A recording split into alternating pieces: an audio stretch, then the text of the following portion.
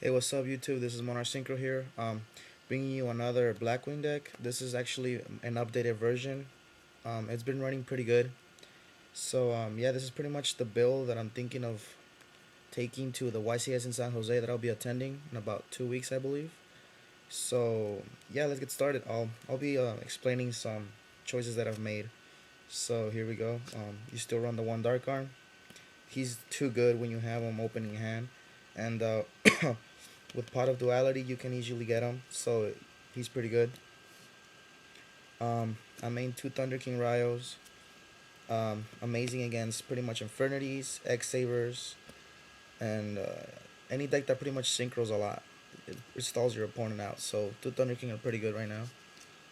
Um, this is one of the things I've switched. I went to three Soroku now.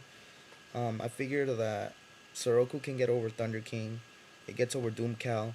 So he's a way better top deck than Bora maybe. So that's why I like him. And he allows you to search for pretty much your Shura when you have Whirlwind. So three Soroku, and then it allows you to like pretty much have a value in Soroku in the graveyard most of the time. The staples, three Shura. This is one of the things I switched. I only went to two Bora now. I figured with Whirlwind at one, like there's no reason to run more than two. Um, he's pretty much a bad draw when you're going up against like beat sticks like Thunder King and Doom Caliber. You top deck this is pretty much like you lose because you're forced to set it, and then they draw, and then if they top deck another monster, you're pretty much it's over from there. So Soroko's a better top deck than this, and like I said, you only really need it like a first turn play would be a good first turn play for Blackwings. If they set a monster pass, you can go Soroku, special summon, pump, attack with Bora, and that pretty much is gonna take care of almost half their life points. So, like I said, two Bora seems pretty good ratio now. Obviously the three Kalut, you need to run them. Two Blizzard, three is a little. I figured it was too much, and with Effect Veiler being more popular now, like this card is getting more dead, and you don't want to like top deck it and thinking, oh, I got like a good top deck, and then play it and get Effect Veiler, and it's like, wow, I just wasted a summon for no reason. So I had to drop it to two, because like I said, Effect Veiler is getting really popular now and is being main deck in a lot of decks. The one Gale, pretty much the best tuner in this deck.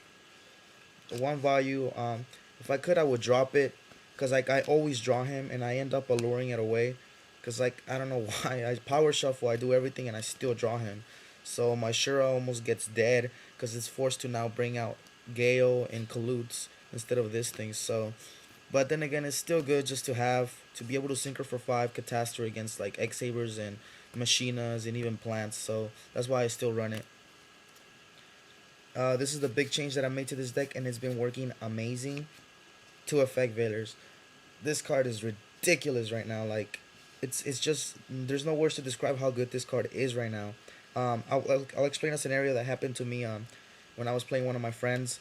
Um, I attacked into his Sangan, so he went Search Debris Dragon. I was playing against Quick Draw, so he went Debris Dragon. That was his only card in his hand, and I was saving a Pot of Duality, right? So I played Pot of Duality, hoping to maybe get one of these, and I ended up getting it. So it's like the ability to get this card in your hand just gives you so many options to stop almost anything.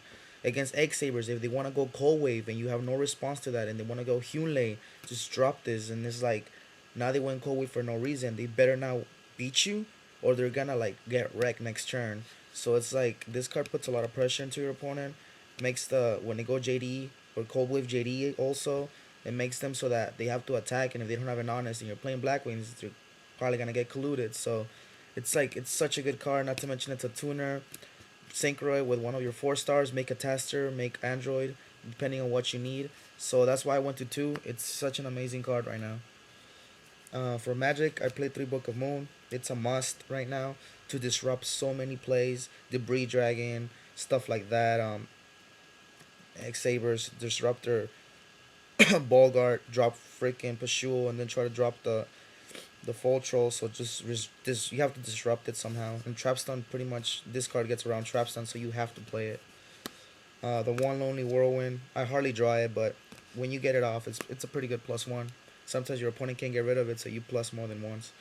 Giant Trunade, this card is just a staple in this format now. You have to be able to do this. This is an OTK card right here for blackwings. If you're able to go second against a blackwing player and you draw like Rowan Soroku and this, it's like pretty much you're gonna win the whole game because they're not gonna be able to come back. You trunate them, you go Rowan Soroku, you set your back row, you get everything going, and it's like if they try to set back row, you're probably pretty much gonna try to Icarus attack them. So Rowan's such a good card. It helps you. It helps the player going second a lot. So it's a good card. One MST.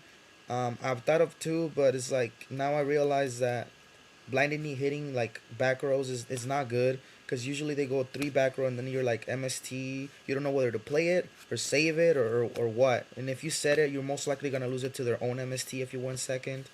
And if you just blindly play it, most likely you're gonna hit something that's gonna be kind of good or maybe not. And it's like now you're like down to like nothing. So I'm thinking I'm dropping it to one. And then I play the one allure. You need the drop power, obviously. Staples, Monster Reborn, and Dark Hole. And I'm gonna be playing. This is a substitute, obviously. Like I said, I'm taking out Mystical Space Typhoon, and I'm gonna be adding a second pot of duality. This card is just ridiculous. Everybody knows what it does. I know that people say it's overhyped, but it really isn't. The restriction of not being able to special summon is like right now irrelevant in Black Wings pretty much because you don't have to. If you draw this first turn, you don't need to special summon first turn. All you need is to set up or get your Whirlwind faster or your Dark Arm to set up for next turn and stuff like that. You know, you can set your Trap Stun and then play this, and then next turn you just go off and you win after that. So I'm gonna be running two pot of dualities. I just need to get one more. For traps, I run two bottomless. Obviously, they're staple. You need to disrupt your opponent's summons. Two Icarus attack. Like I said, three is too much. Starlight Road and Trapstun are too powerful right now. Mirror Force, Solemn, Torrential, they're staples right now. And obviously, the Oppression is a staple. One Trapstun, you don't need two. Sometimes it clogs. So you only need it for one big push. And then the one Solemn Warning. This card is just broken. Stops Gores. Stops pretty much everything that Solemn Judgment can't stop in the damage step. And it's better than Oppression because, like I said, Oppression doesn't stop Gores and stuff like that. And doesn't stop Emmer's Blade. It doesn't stop Hamster. It doesn't stop like stuff like that. So this card is ridiculous. I only run it at one. I was thinking of two, but I was thinking this is a bad top deck sometimes. And the 2,000 life points is pretty steep. You might only really need to use it once. So at least one is good. I might run two, but I need to play test with two. So yeah, that's pretty much the main deck. Quickly to the synchro deck. I run one Chimera, one Silver Wind. It comes in handy when I go when I have like Shura and Gale. I go Shura, special summon Gale, attack with the Shura, get my value, and I usually go Synchro Gale with Shura, make a Armor Master, and then Synchro the Armor Master with the value, make a Stardust, and then bring out this guy, and then just set like two back row, and then just pretty much set after that. So I like the silver one because it's a beat stick. It's a free beat stick. That's 28. That gets over a lot of things right now. Colossal Fighter is just a good option to have against Lightsworn and stuff like that in the mirror match. Two Stardusts. Because I in the side deck I played Starlight Road, so I need to run at least two to ensure that I can actually get one out.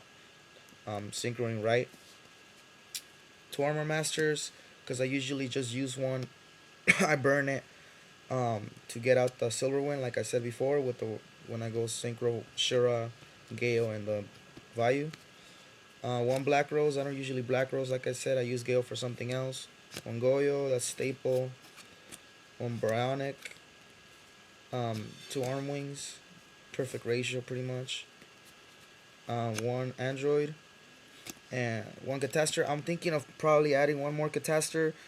Since I do run the two Effect Veilers now, and I can easily make level 5s now.